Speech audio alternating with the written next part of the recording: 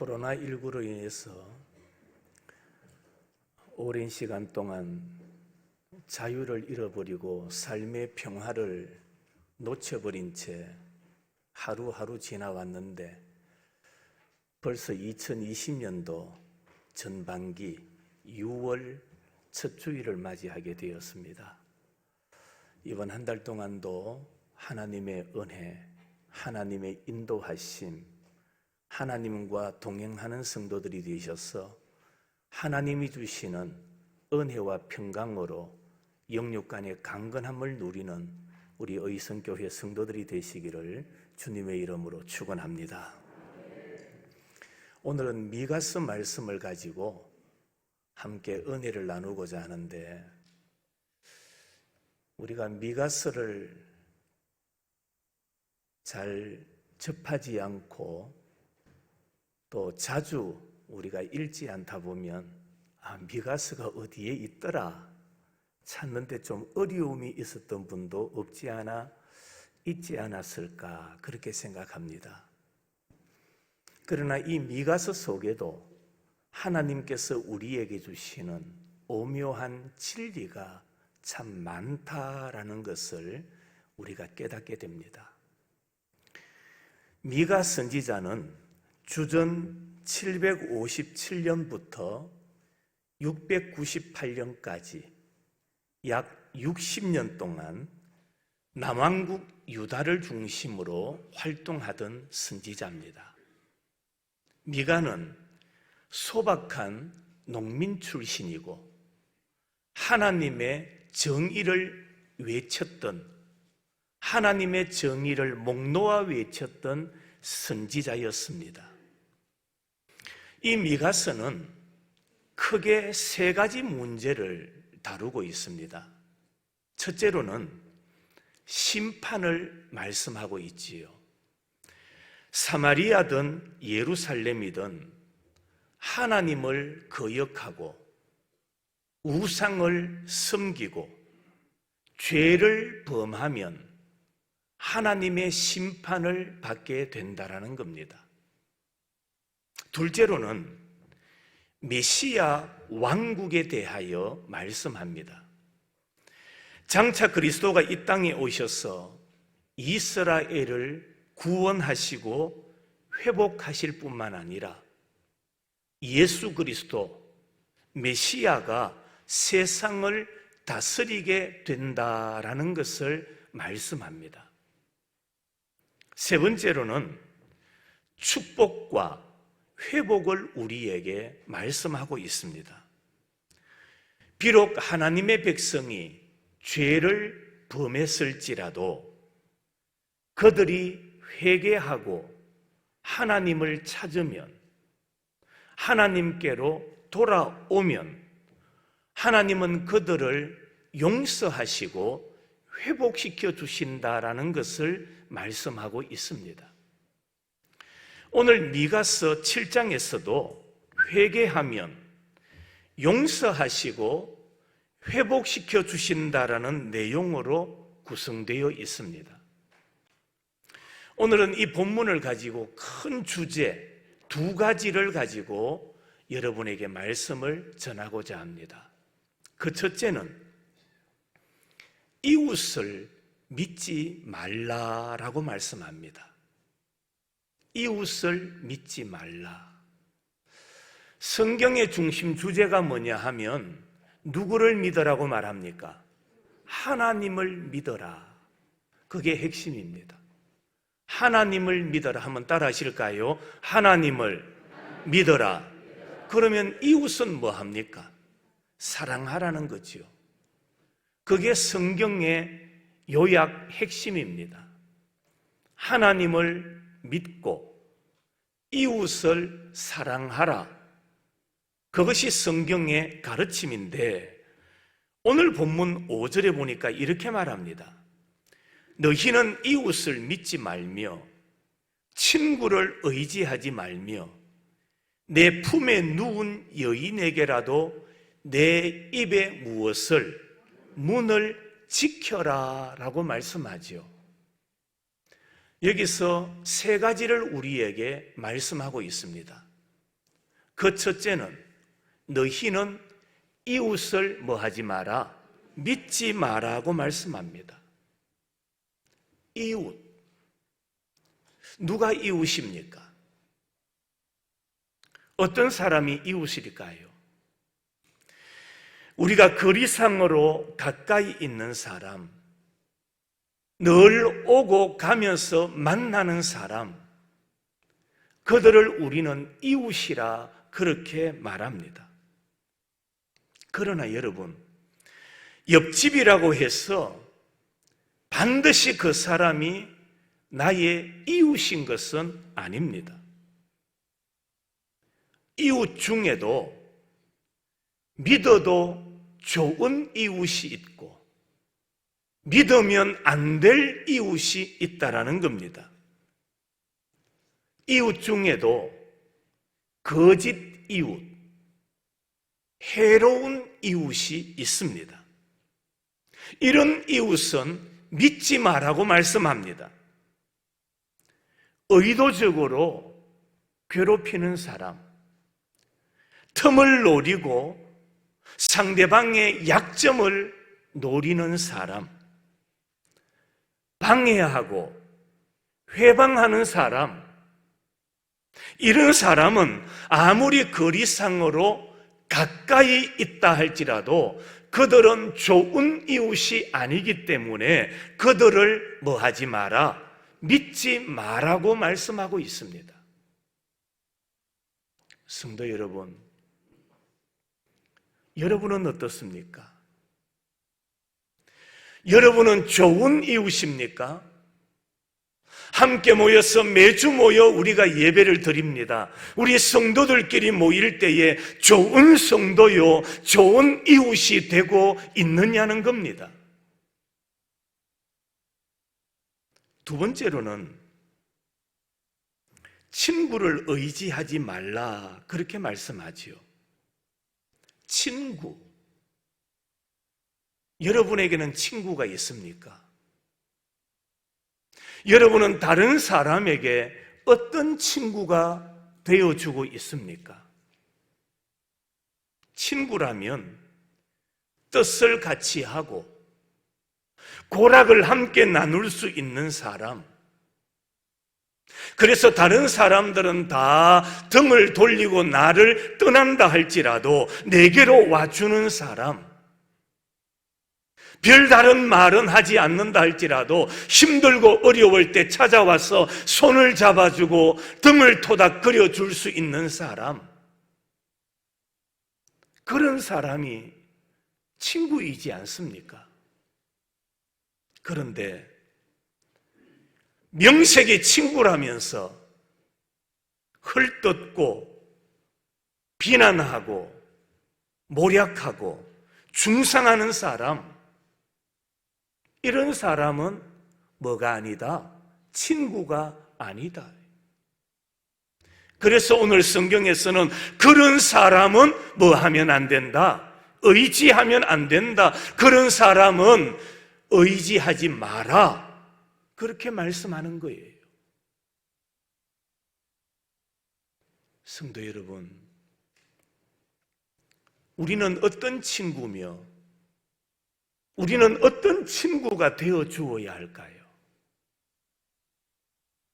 오늘 성경에서 말씀하는 것처럼 의지하지 말아야 할 그런 대상의 친구는 아닌지, 혹여나 사람들이 멀리할 수밖에 없는 그런 대상의 사람은 아닌가?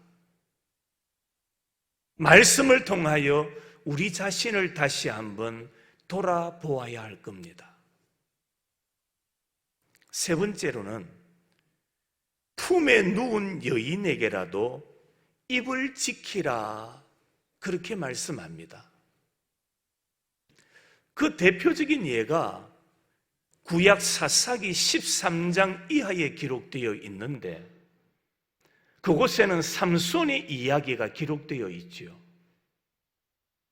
이스라엘과 블레셋이 적대 국가로서 싸우고 있을 때에 삼손이 블레셋 여인에게 마음을 빼앗깁니다. 그리고는 그 여인과 결혼을 하게 되죠.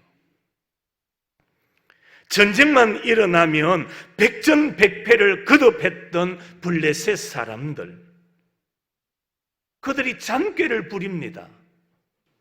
삼손의 아내인 드릴라를 협박해가지고 삼손의 힘이 어디서부터 솟아나는가를 알아내도록 다그칩니다.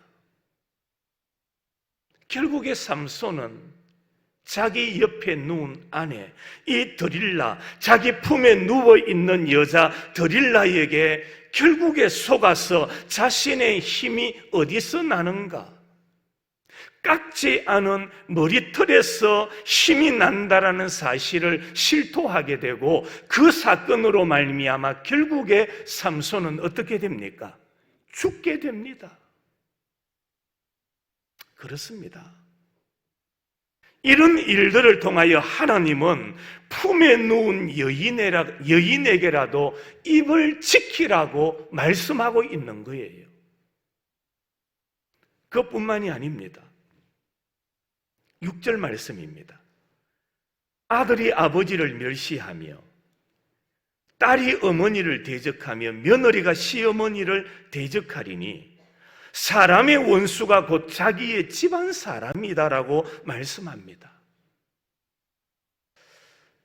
어쩌면 이런 현상은 주전 700년경에 일어났던 일이지만은 오늘 이 시대를 살아가는 우리 사회, 우리 주변에서도 끊임없이 일어나고 있는 일이 아닌가요? 아들이 아버지를 멸시하고, 과거의 자녀들은, 우리 어른들은, 저도 마찬가지입니다. 아버지 말씀이라면 어떻게 합니까?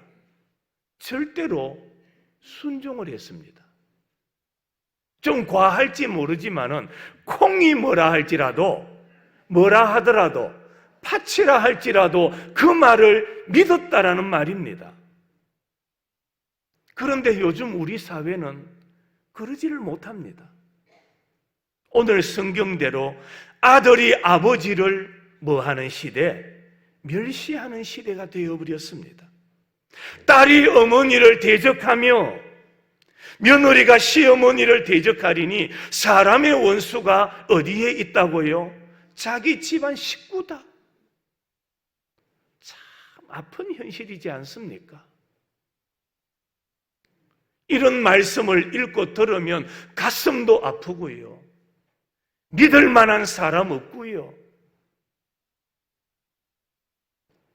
여러분, 우리가 이 세상을 살면서 누구를 믿을 수 있겠습니까? 누구를 믿고 우리가 살아야 할까요? 미가 선지자가 이 말씀을 우리에게 선포하는 이유가 무엇입니까? 믿을 사람 없다, 모든 사람은 다 원수다, 그것을 부각시키기 위하여 이 말씀을 강조하는 것일까요? 그렇지 않습니다. 미가 선지자가 당시 이스라엘 백성들에게, 그리고 오늘 이 시대를 살아가는 우리들에게 이 말씀을 주시는 이유가 뭐냐? 사람은 그렇다는 겁니다. 사람은 그렇다. 사람은 약하다. 오늘은 나의 친구가 되고 오늘은 내가 의지할 대상이었을지 모르지만 시간이 바뀌고 세월이 바뀌고 상황이 달라지면 친구가 원수가 될 수 있다는 겁니다. 뭘 이야기합니까? 사람이니 그럴 수 있다는 겁니다. 사람이기 때문에 그렇다는 겁니다. 그러기에 우리는 사람이 그러하다라는 것을 깨닫고 어떻게 살라는 겁니까? 하나님을 바라보라. 하나님만을 믿어라. 아멘 되십니까? 한번 따라 하실까요? 하나님을 바라보고 하나님만을 믿어야 합니다. 그래야 우리가 뭐 하지 않는다는 겁니까?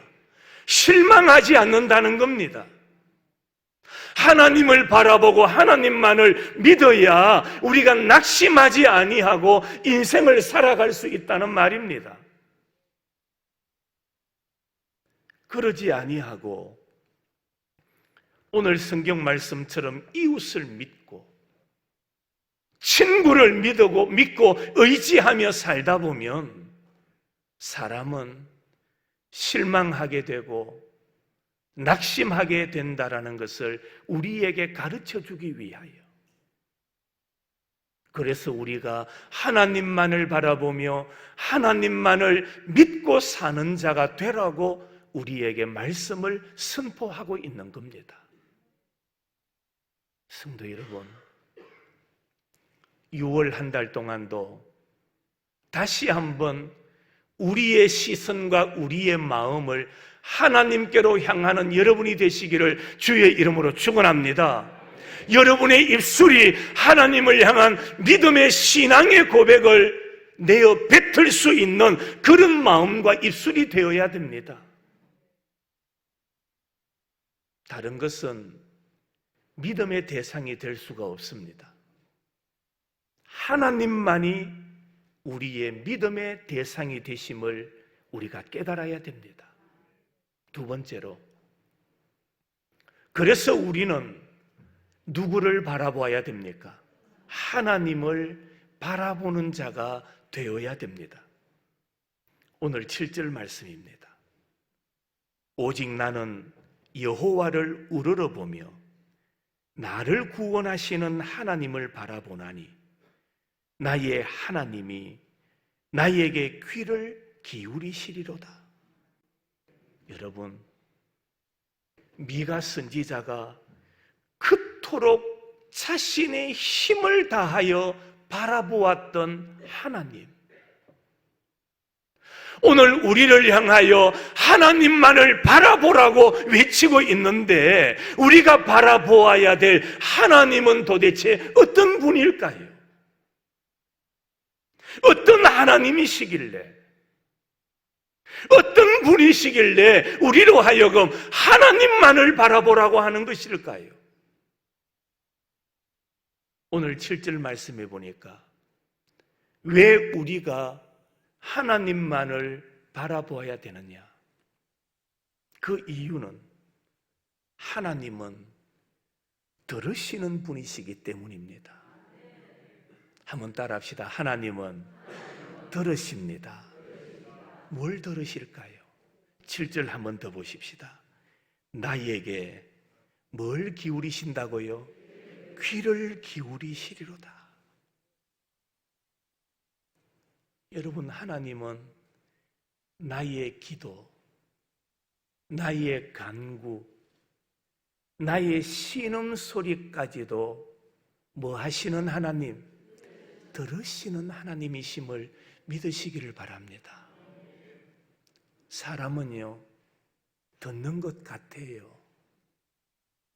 내 소리를, 내 이야기를 듣는 것 같은데 안 들어요. 사람은 몰라요. 아무리 이야기를 해도 사람은 듣는 척 할 뿐이에요. 그리고는 돌아서면은 다 잊어버리고 있어요. 그런데 하나님은 그런 하나님이 아니에요. 귀를 기울여 나의 소리를 들으시는 하나님이에요. 그래서 우리는 그 하나님 앞에 기도해야 돼요.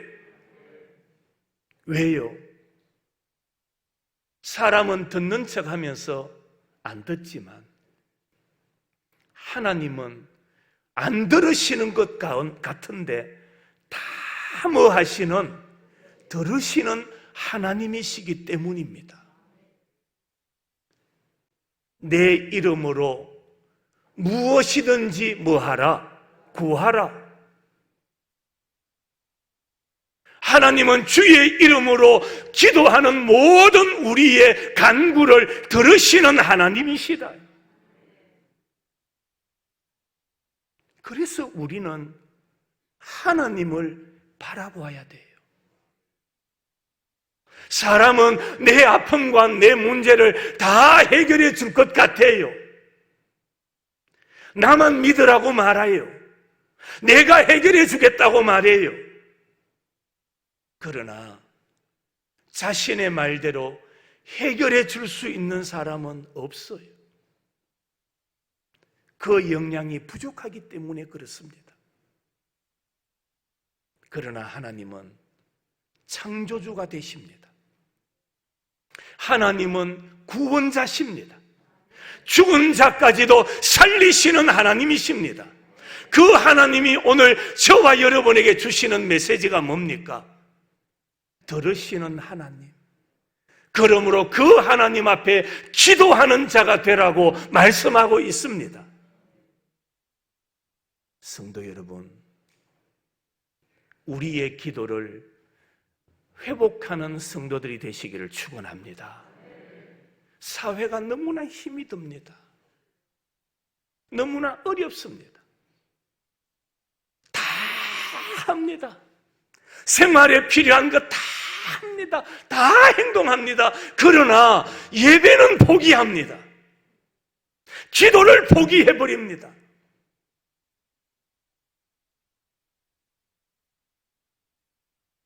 (6월을)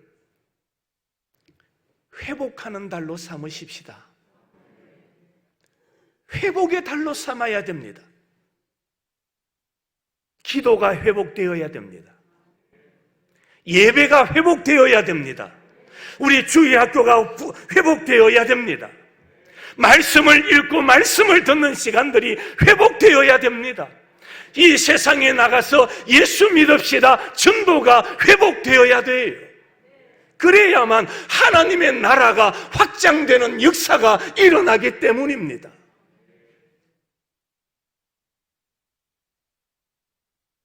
사회가 어려움이 있으면 그 어려움의 타겟터가 누군지 아십니까? 교회가 되어버렸어요. 다른 곳에도 확진자가 생기지만은 교회 안에서도 확진자가 생기면 방송마다 어느 교회에 간판을 비춰주고 교단 마크를 비춰주면서 이곳에서 확진자가 생겼다고 사람들로 하여금 교회의 출입을 어렵게 만들어버리는 시대가 되어버린 겁니다. 여러분, 이런 상황, 이런 현실을 보면 너무 가슴이 아프지 않으신가요? 너무 아프지 않습니까? 하나님은 들으시는 하나님이에요. 들으시되 어떻게 들으신다고요? 귀를 기울이시는 하나님. 나의 소리에 귀를 기울이시는 하나님이심을 믿으시기를 바랍니다. 또한 하나님은 빛이 되신다라고 말씀합니다. 우리 하나님은 빛의 하나님이에요. 오늘 8절에 여호와께서 나의 무엇이 되실 것이라고요? 빛이 되실 것이미로다. 시편 27편에 보면은 다윗이 고백하지요. 여호와는 나의 빛이요 나의 구원이시니 내가 누구를 두려워하리요? 할렐루야. 하나님은 어떤 분이십니까? 나의 빛이 되십니다. 나의 구원이 되십니다. 하나님이 나의 빛이 되시니 우리는 그 누구도 뭐 할 필요가 없다, 두려워할 필요가 없다라고 말씀하고 있습니다. 예수님은 친히 말씀하지요. 나는 세상의 무엇이다? 빛이다.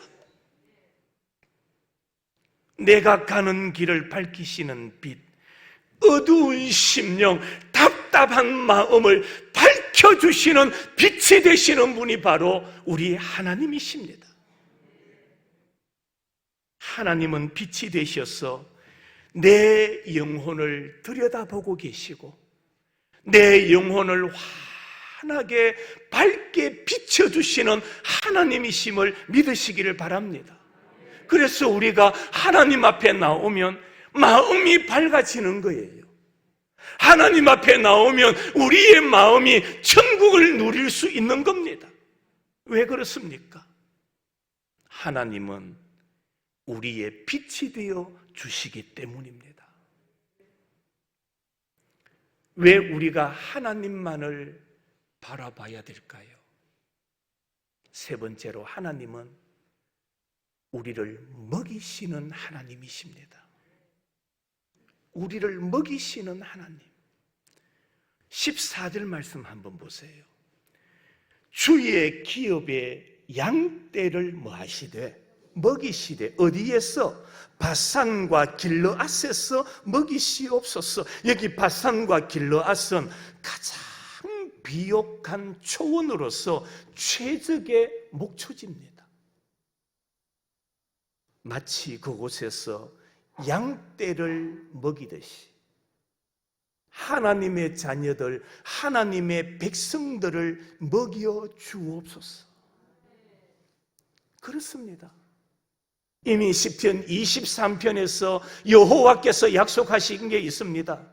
푸른 초장으로, 쉴 만한 물가로 인도하시겠다고 약속하고 있지 않습니까? 그 약속대로 여호와 하나님은 이스라엘 백성들로 하여금 광야 40년 동안 뭐 하셨습니까? 먹여주셨어요. 아침마다 만나를 먹이시고 그들에게 한 끼도 하루도 그러지 아니하도록 먹을 것을 공급해 주신 분이 우리 하나님이십니다. 우리 예수님, 베세다 광야의 들판에 모인 5,000명에게 뭐 하셨습니까? 먹이셨습니다. 물고기 2마리, 보리떡 5개, 풍성하게 먹고 남은 조각이 얼마였다고요? 12광줄이었다고 말합니다. 성도 여러분, 하나님의 공급, 하나님의 먹이심은 풍성하다라는 사실을 믿으시기를 바랍니다. 하나님이 주시는 것은 풍성해요. 먹이시는 하나님이십니다. 또한 하나님은 용서하시는 하나님이라고 말씀하고 있습니다. 18절 말씀입니다. 주와 같은 신이 어디 있으리이까? 주께서는 죄악과 그 기업에 남은 자의 무엇을 허물을 사유하시며 인애를 기뻐하심으로 진노를 오래 품지 아니하시나이다. 놀라운 용서이지 않습니까? 여기 사유하신다라는 말은 원인 말소입니다. 19절에 보면은 죄악을 발로 밟아버리신다라고 말씀합니다. 이 죄악을 발로 밟는다라는 말은 다시는 죄가 머리를 들지 못하도록 밟아버리신다라는 말이에요. 여러분, 죄의 특징이 뭔지 아십니까?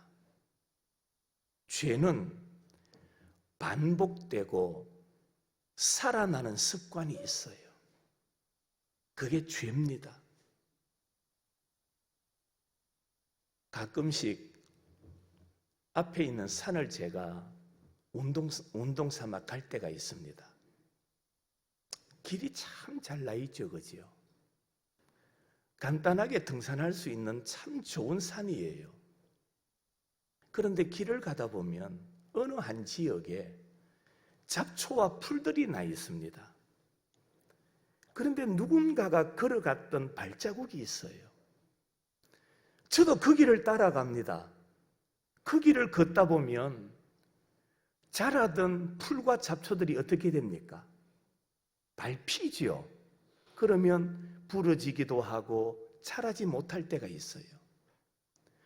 그렇게 많은 사람들이 오고 갔다면 더 이상 잡초가 나지 않을 것 같은데 며칠이 지나서 가보면 밟혔던 그 잡초가 다시 살아나요. 다시 고개를 들고 있어요. 맞아요. 죄라는 것이 그런 것이에요.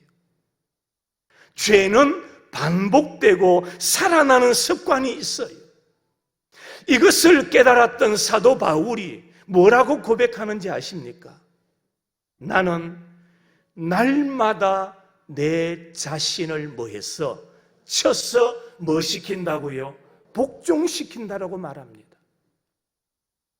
하나님의 말씀으로 날마다 내 자신을 쳐서 복종시키지 아니하면 또다시 내 안에 죄라는 것이 살아서 꿈틀거리기 시작한다라는 겁니다. 그래서 19절 말씀해 보니까 던지신다라고 말씀하죠. 다시는 기억도 하지 아니하시고 되돌아보지 않으신다라는 말입니다.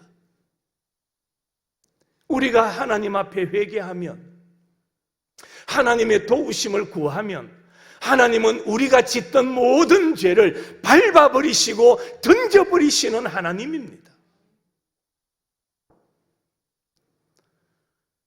자, 이런 하나님이시기 때문에 우리는 하나님을 뭐 해야 됩니까?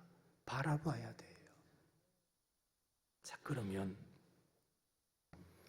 하나님을 바라보면 우리는 어떻게 됩니까? 하나님을 바라보면 우리는 어떻게 될까요? 오늘 본문 8절을 우리가 영상으로 보면서 같이 한번 읽습니다. 다 같이 큰 소리로 한번 읽어보겠습니다. 눈을 감으셨던 분도 눈을 뜨시고, 오늘 말씀의 핵심입니다. 하나님을 바라보라. 하나님을 바라보며 살아갈 때 우리는 어떻게 되느냐? 다 같이 시작!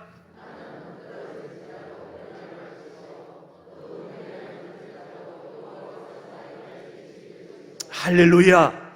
자, 여기 보니까 나는 엎드러질지라도 뭐 할 것이요? 자, 대답해 보셔야죠. 내가 엎드러지더라도 어떻게 된다고요? 뭐 하면? 하나님을 바라보고 사는 이유가 뭐냐? 그렇게 살아야 하는 목적이 뭐냐? 내가 엎드러질지라도 다시 뭐 할 것이요? 믿으시기를 바랍니다. 여러분, 우리가 하나님을 바라보면 다시 일어나는 은혜가 있을 줄로 믿습니다. 세상이 우리를 공격하고 원수가 나를 애워싸고 어두움이 감싸고 그런 일들이 생긴다 할지라도 내가 하나님을 바라보면 하나님은 나를 다시 일으켜 세워주시는 하나님, 다시 일어날 것이다. 그뿐입니까? 하나님이 빛을 비춰주신다라고 말씀하고 있습니다. 미가서의 결론은 화려한 회복과 은혜로 마무리를 짓고 있습니다. 신앙생활의 시작은 야단 맞고 혼나고 눈물 흘리고 회개하는 것으로 시작되죠. 그러나 신앙의 결말은 용서받고 회복되는 것으로 끝을 맺고 있습니다. 잃었던 기쁨과 용서를 다시 찾게 되고 빼앗겼던 삶의 평화를 다시 회복하게 됩니다. 노래를 찾게 되고 평안을 찾게 되는 거예요. 뭐 할 때에? 하나님을 바라보며 살아갈 때에. 성도 여러분, 이번 한 주도 이미 시작된 6월 한 달도 다시금 눈을 들어 하나님을 바라보는 여러분이 되시기를 축원합니다. 하나님을 바라보면 사유하시고 넘기시고 발로 밟으시고 던지시는 그 하나님, 그 하나님께서 우리로 하여금 일으켜 주신다라고 말씀하고 있습니다. 일으켜 주시는 하나님, 다시금 나를 향하여 빛을 비춰주실 하나님, 그 하나님을 바라보고 이 한 주간도 믿음으로 달려가고 믿음으로 승리하는 우리 모든 성도들이 되시기를 주님의 이름으로 축원합니다. 제가 반주 하나 해주실래요? 또 제가 노래 한 곡, 찬송 한 곡 하겠습니다. 찬송가 433장. 여러분이 오늘 말씀을 생각하면서 가사를 한번 생각하시면 좋겠고요. 말씀 속에서 주시는 은혜가 된다면 같이 이 찬송을 한번 불러보면 좋겠습니다. 눈을 들어 산을 보니 돔 어디서 오나 천지지은 주여 나를 도와주시네 너의 발이 실족아 함께 조각 깨어 지키며 택한 백성 항상 지켜 길을 보호하시네 도우시는 하나님이 내게 그늘 되시니 낮의 해와 밤의 달이 너를 상치 않겠네. 아멘. 내게 화를 주지 않고 오늘 보호하시며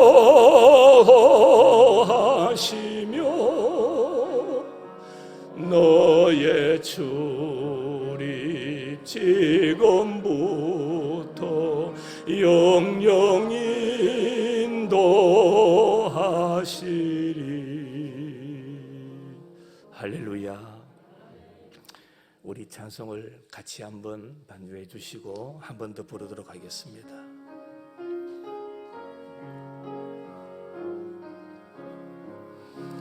눈을 들어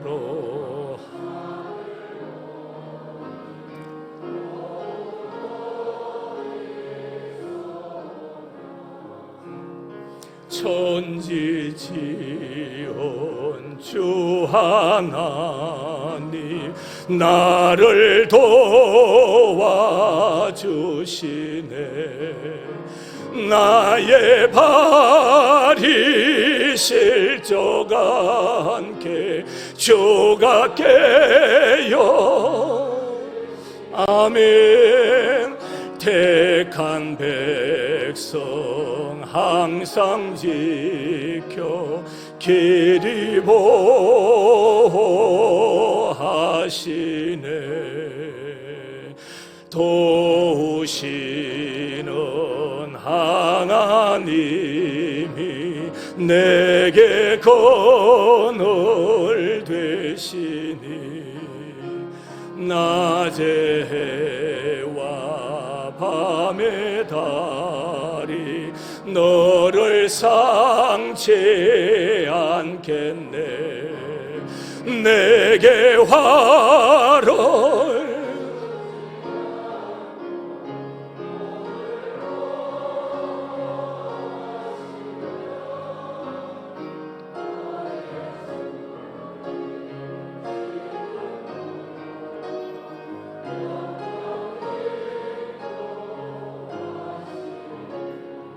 다 같이 우리 손을 가슴에 대십시다. 두 손을 여러분의 가슴에 대시고 여호와여 하나님 아버지여 남은 인생 하루하루 주님만 바라보며 믿음으로 달려가기를 원합니다. 우리의 보호자가 되어주시고 우리의 인도자가 되시고 우리를 지켜주시는 은혜가 날마다 우리 가운데 역사하여 주옵소서. 우리 자신과 우리 자녀들과 부모님과 앞길 위에, 가정 위에, 생업 위에, 산업 위에 하나님의 지키심과 돌보심의 역사가 충만케 해달라고 이 기도 제목 가지고 우리 한 2분 정도만 간절한 마음으로 주여 외치고 합심하여 기도하겠습니다. 주여